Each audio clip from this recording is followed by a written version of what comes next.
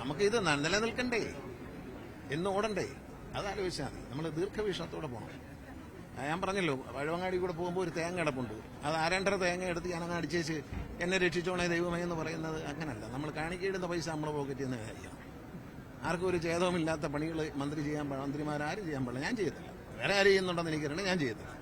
ഞാൻ സർക്കാരിൻ്റെ ഒരു പൈസ പോകുന്നൊരു കാര്യം ഞാൻ ചെയ്യില്ല എന്നെനിക്ക് നിർബന്ധമുണ്ട്. ഞാൻ അങ്ങനെയാണ് എൻ്റെ രാഷ്ട്രീയമാണ്. അല്ല, അന്ന് വന്നപ്പം ആള് കയറാൻ വേണ്ടി ചെയ്തതാണെന്നാണ് MD പറയുന്നത്. പക്ഷെ അത് നമ്മൾ കണക്ക് നോക്കും.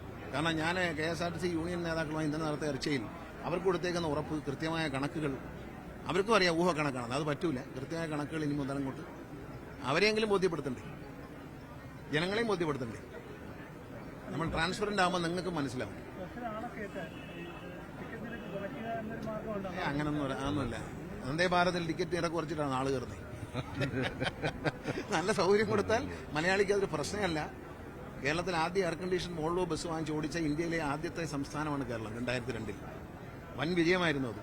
അതിനുശേഷമാണ് തമിഴ്നാടും ആന്ധ്രയും എല്ലാം അത് കർണാടകയൊക്കെ വാങ്ങിക്കാൻ തുടങ്ങി. നല്ല ഫുഡിന് വില കൂടുതലാണെന്ന് പറഞ്ഞ് ആരെങ്കിലും റെസ്റ്റോറൻറ്റിൽ കയറി കഴിയുകയും നമ്മൾക്ക് ഇവിടെയുള്ള പല സ്ഥാപനങ്ങളുമുണ്ട്.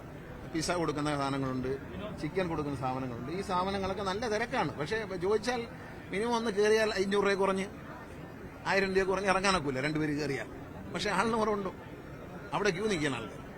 അപ്പോൾ അതുകൊണ്ട് നമ്മൾ അങ്ങനെ ദാരിദ്ര്യവാസം പറയണ്ട.